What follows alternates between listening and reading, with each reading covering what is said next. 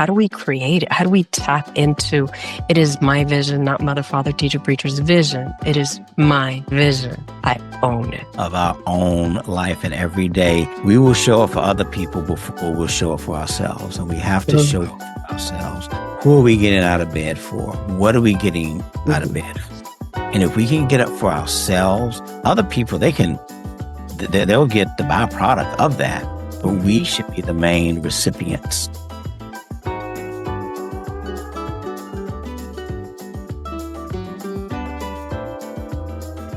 Welcome, everyone, to the MindShift Game TV show. I am super excited. This is a new year. 26 is the year of the horse. It is the year of power. It's the year of energy. I'm super energized. I hope everybody had an extraordinary break with family and friends.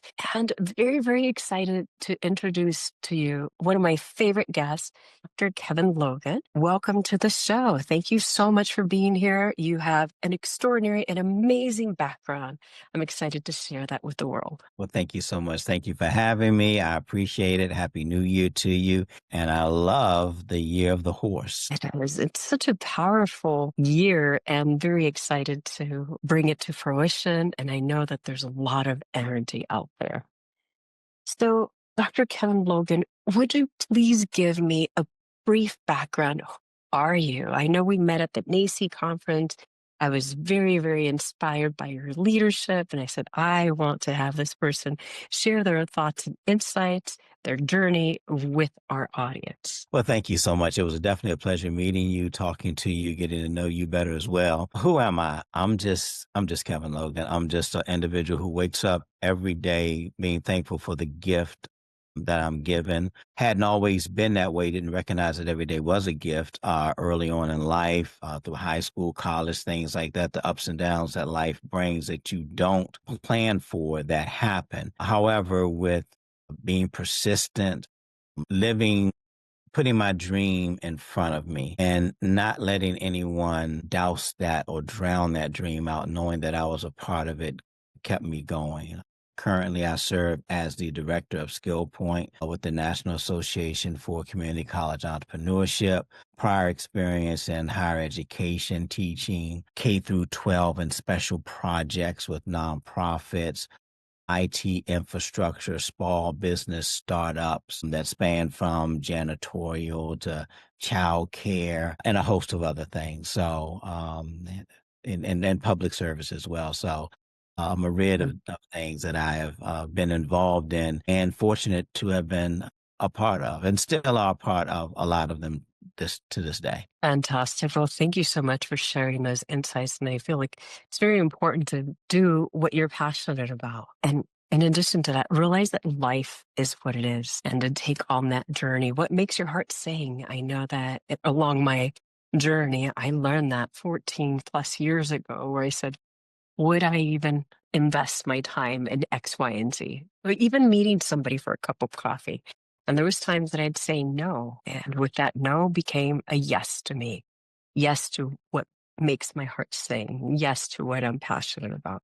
So thank you so much for sharing that and for being here. You're welcome. Thank you. Thank you. Now it's such an amazing and impressive background, from corporate to business ownership, entrepreneurship, public service, higher ed, leadership in general. What is the most clearly shaped moment that shaped your life? What did that look like? And how does that show up in your work with students and entrepreneurs today? You actually just said it, showing up. Be present, be able to be seen and touched, be human. In my experience, some leaders that were very good, they weren't touchable, they weren't approachable. You received their message through third, fourth parties. The best ones I've had were those individuals who were present front and center. They may not have taken the suit jacket off or the tie off, but they were human. They took a walk with you. They didn't sit behind a desk. They approached you and said, hey, let's take a walk. I'm going to get this. They walked to a vending machine, even though they may not have wanted anything out of it. They took that opportunity to make it a live engagement instead of a pre-rehearsed engagement. I love that approach. It's like a leadership done with you. Here, I'm here with you. I'm connecting with you. I'm taking a moment. It may not be what I want to do, and it's definitely going to give me an opportunity to bond with you and connect. Now, based on your background, leadership is often tested, right? It's fast, there's high stakes decision making. How do you help young entrepreneurs build their confidence to make bold decisions when the outcome isn't guaranteed? We all know that entrepreneurship, there are no guarantees. I always encourage them to look to their past. Don't dwell on it. Don't get caught up in it. Look to it and see what can be extracted from that. We've made it through things from our past, and those are the things that allow us to move forward if we're able to implement those correctly. So I encourage them to definitely look to what they've come from and explore those ways. How did you navigate through this particular terrain? What did you do? You mentioned yes and saying no and saying yes. What did you start saying no to so that you would have the opportunity to say yes to something? When we're too full, it's like a gallon. The jug doesn't care what's put in it. It's full. It can't accept anything else, whether we fill it with something fluid like water or something solid like cement. Once it gets full, we have to empty it out. So having an individual look to their accomplishments, and yes, we've all had struggles in life, but we've all accomplished something. If we're here today, we have accomplished yesterday. That's a wonderful thing to think about. How do we borrow from the past to move into our future, to invest into our future, those moments of being present and the moments of self care? Because I remember last month I was dying, and you said, and take a moment to take care of yourself. And we don't think about that. That is also recharging, as you said. We keep on filling it and filling ourselves with a multitude of things. How about extracting some of those things and deciding what is important right now in this moment? What's going to make a difference? I always thought that breaks were not it. Now I recognize the advice was very good at the time, and still it's lasting. It's important for us to recharge in a way that benefits us. What benefits one person may not benefit you. And so, but I do believe we do need to disconnect. And that disconnect can be defined and described differently for each one of us. Indeed, indeed. Now, you've led people in an environment, speaking of that, you've led people in environments where trust and structure are non negotiables in your entire career. How does that translate, powerfully into building successful entrepreneurship teams? Being transparent to the point that you can be. Certain things do have to be kept confidential, but also letting individuals know that you have a job to do and you have individuals that you report to. Although you may have this particular title, we all report to someone, especially those of us that have experienced, business ownership, entrepreneurship. We report to multiple people. We're not our own boss. It's the client, it's the customer meeting their need. They're the ones who help get us to different areas and location. So trust doesn't mean being a tell-all, but it does mean letting individuals know and people around know that, I hurt, I cry, I feel pain, I'm disappointed. And though they may only see us in those areas of what they may consider the glory, there's a story behind each one of us where we can decide to open the curtain or not. But the curtain exists for every one of us that's out there. And so when we talk about trust, it's deciding what walk you want to walk. This time of year is really interesting to me because individuals set these goals and what have you. And one thing that we see in our communities is there isn't a place to park at any of the gyms this time of year. Everyone is got their resolution, their goals. So the gyms are packed. You'll be able to get a front row parking space probably next month in February. Now, does that mean that someone gave up their goal?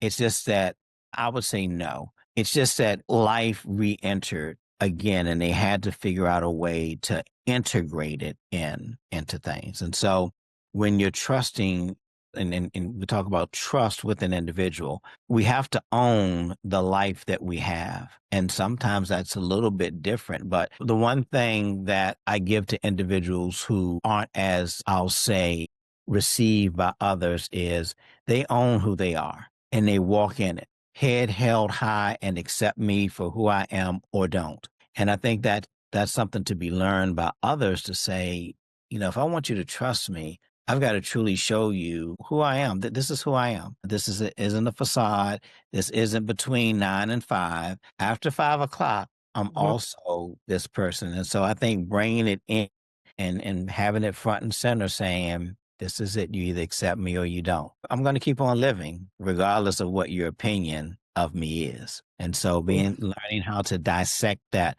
from different individuals. I've heard statements of individuals say, "I don't like you, but I respect you." Mhm.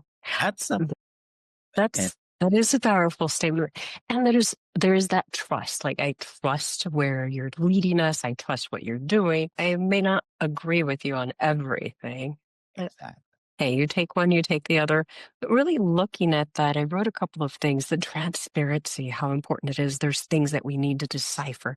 How much, is the ship sinking? Am I telling everybody that the ship is sinking, or am I moving forward in moments that we it's almost like being a parent, that Yes. there's things that we can tell our children. There are things that we cannot tell our children because, Exactly. we don't want to talk about the sky is falling all the time, as it may or may not be. But here's another thing that I feel is very important to point out. I love the fact that you said that we report to many people. And I think some people at times are like, oh, I'm going to be my own boss. It's going to be easy. I think, in my experience, now I report to more people in that respect. And that's pretty fascinating. I love the last thing that you said, integration. Does that really mean for people as they're moving forward in their business? Give us more insights on that one in particular. So I love integration because I look at it as people say the chain and sprocket, but I look at the whole vehicle. Listen, if I use, for example, a bicycle, a bicycle doesn't move unless the chain is engaged with the sprocket. Mm. If it's off, you have a vehicle that you can push, but you can't pedal it. If you pedal it, you go nowhere. And so that missing element, what are the things that we need to have integrated so that it moves us forward? Whether we're talking about New Year's resolutions for those who do that, or goals or objectives, or even targets, what's the overall vehicle? And then minus an element on that vehicle, what's going to stop us? Is Mm. it, I've run out of leg strength. I'm trying to go up a hill. Going down the hill is easy. We can just cruise. Momentum takes us there. But it's the flats and the climbs that it takes overall strength, And so if we're talking about the physical body, the human being, sometimes it's just pure mindset. But Mhm. yeah, I may not have I may not be in the best shape, but I've got the will to do it. And that will says, you know what, the next time I'm going to be in better shape. And then vice versa. We could say, you know what, I'm physically fit, but I'm mentally burnt out. And we see that Mm. so many times. Also, this takes me to the other individuals that need to be integrated with us. We don't have to do everything ourselves. When we do so, I think we take away the opportunity for other people to strengthen themselves in different areas. Even we take away that opportunity for the things that they may enjoy that we don't. I don't enjoy every single task that I do, and I may be able to do it well. However, if I look to those around me and integrate their skills, knowledge, abilities, differences into this, then all of a sudden it's like, wait a minute, we're getting this done with ease. And so they enjoy doing that task. I can do it. I don't enjoy it. So why don't I let them do it? What's the harm in that? Where have Mm. we created just systems within our head that we don't have on paper, which a lot of us do, where we're used to doing it all? And then can we let others inside of us, inside of our head, to find out, hey, this is what I'm thinking. What are your thoughts? How do we do this? That is powerful. I love what you said. Are we physically fit and mentally burned out? Are we using our people's talents? Are we tapping into their talents instead of doing everything?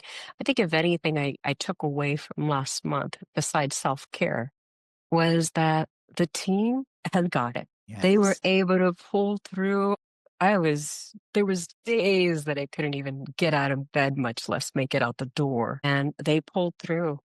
And I feel like if I would have been there, I probably would have putting my hands into too many buckets, spreading myself thin, being that mentally burned out person because I feel like I was hitting a burnout and getting sick only gave me an opportunity to take a break and see what other people can bring to the table, knowing that I needed to take care of myself. They knew that and they stepped up and brought their amazing skills to it. That reminds me of a story. One of the things that I did with one particular organization, I purposely did not show up by design. I was within close proximity in the event that something should take place, but I, by design, did not show up. I said, hey, you know what? This came up. Can you all take care of that or what have you? And they did. And it allowed them to get it done their way. All the other things that took place to production, it's no big deal as long as at the point in time needed, it got delivered.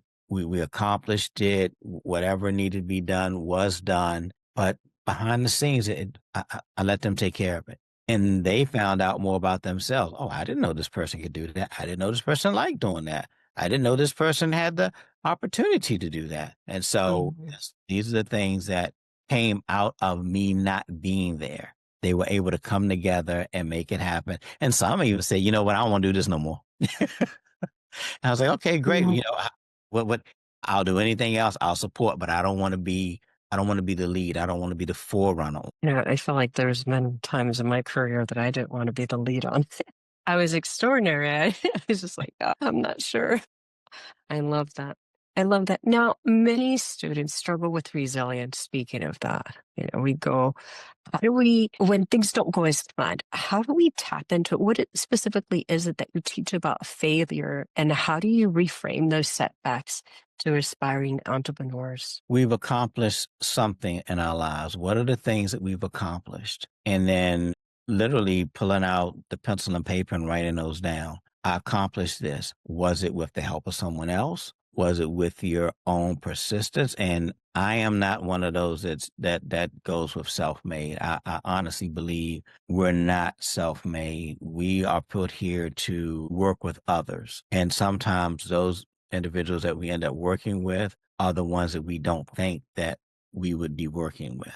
And that's where the really uniqueness comes in. I call it a blessing because we get strength in other individuals being present with us and also in their absence of those times of uncertainty. And so resilience, I never forget when I really got introduced to it. I was at a workshop and an individual had a balloon and they actually took the balloon, they kept on pressing it in and letting it expand. And to come out of the shape of the circle and getting flat and letting it come back. It was still a balloon, whether or not it was being pressed or whether or not it was being released. And so the pressing also is an opportunity to get a different form. Here we are at the beginning of the year. What are we going to press towards so that the end of this year, our form will be differently? Will we purposely sit up in a chair? Will we purposely have our Mhm. feet planted on the floor correctly? That's all in form. Will we decide we're going to, read, X amount of books, or we're going to listen to X amount of podcasts, or whatever the case may be? And so being resilient means, reinflating yourself from a Mhm. position that you were pressed in that isn't your natural form. However, once I go through this for X amount of time, I'm going to reinflate and be who I was made to be. Wow, that's beautiful. It reminds me of a saying that if you take a rubber band, very similar, and you pull it in many different directions, it will never go back. So that expansion that you talk about. And there's another saying that I love, go as far as you can and then go further. Stay focused on that goal. Yeah, and it's also important to have the people around you. Who's part of your individuals use the word network. That's okay. But who is your board of director, your Mm. personal board of director that holds you accountable? And especially the individuals who will tell you no. Not having the individuals that say, "Oh, I think that's a great idea." The ones that says, "You know what? I don't like it. I think it may be the most ridiculous thing I've ever heard. However, prove it to me." And you have enough respect for them not to use your title over them, but to say, "You know what? Game on. I will prove it to you." Wow. Powerful. Now, if you can distill one leadership principle that every student entrepreneur must embody before they scale a business, what would it be and why?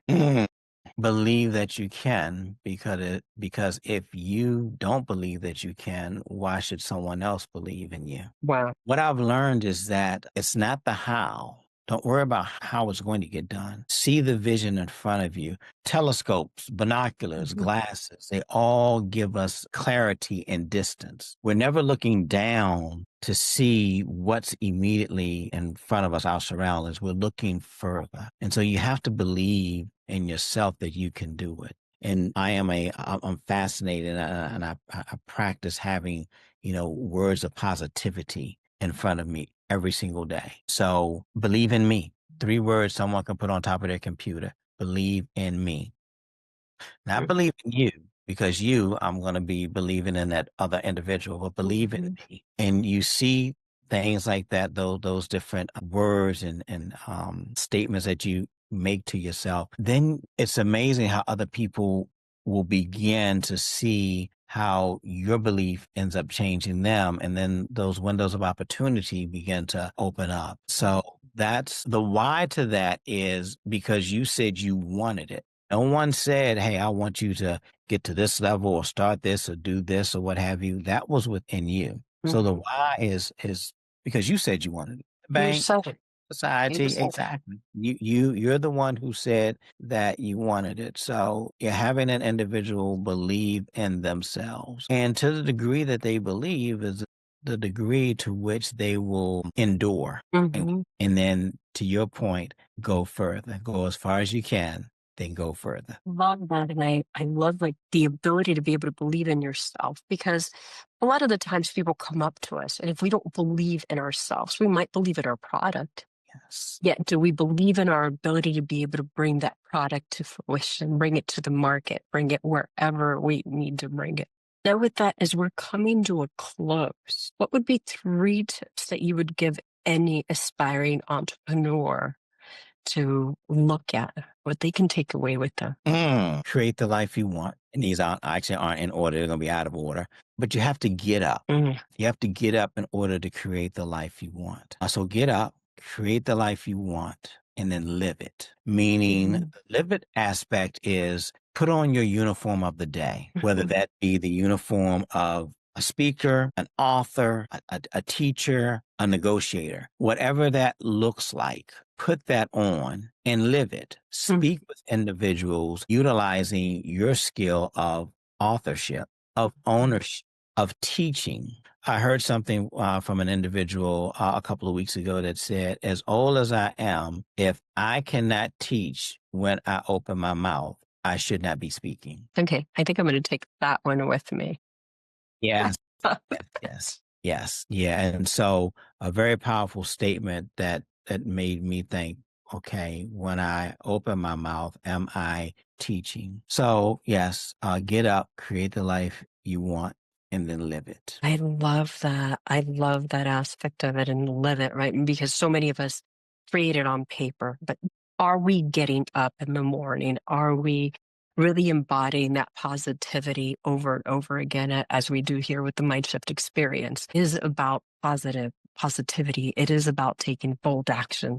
It's about seeing ourselves in that future that we haven't been before. And then with that being said, it's like, how do we create it? How do we tap into it? Is my vision, not mother, father, teacher, preacher's vision. It is my vision. I own it. Of our own life, and every day we will show up for other people before we'll show up for ourselves. And we have to Mhm, show up for ourselves. Who are we getting out of bed for? What are we getting out of mhm. bed for? And if we can get up for ourselves, other people, they'll get the byproduct of that, but we Mhm. should be the main recipients. Wow, wow. And I love that we will be able to share that with individuals as a result of who we are being for ourselves. Yeah. Yes. Wonderful. Thank you so much for being here, Dr. Thank Kevin you. Logan. Your insights are extraordinary. I love what you bring into entrepreneurship, your advice to aspiring entrepreneurs, student entrepreneurs, entrepreneurs in general. I think this goes all the way around. I think it's so important. Thank you so much. I appreciate it. I appreciate you and all that you do. Thank you so much. And to our listeners, I invite you hop on our podcast, hop on our TV show, additional shows, come and visit our website, visit our school community. There's so many opportunities for you to connect with us. Take action now. The time to begin is now. The time to create the future is now. So I invite you to do three things, whether it is come onto our LinkedIn, come onto our school community, come on into our YouTube community, and I look forward to hearing about your successes as I hear about the successes of so many people throughout the world of what they have accomplished as a result of joining the journey. Until the next episode.